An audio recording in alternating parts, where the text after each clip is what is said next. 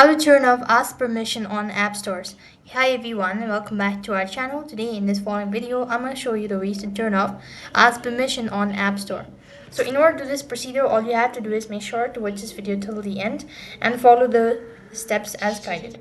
Now you should first visit the settings section on your iPhone, and all you have to do is to click on the settings icon as you go through the menu items.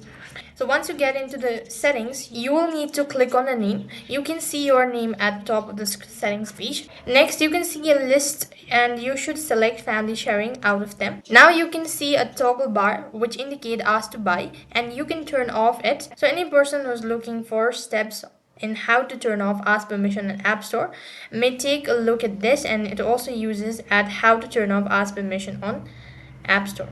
So by following the steps, you should have successfully turned off ask permission on App Store. That is all for this video. I hope the video was helpful. Make sure to like, share and subscribe to our channel. Thank you for watching. See you in the next video.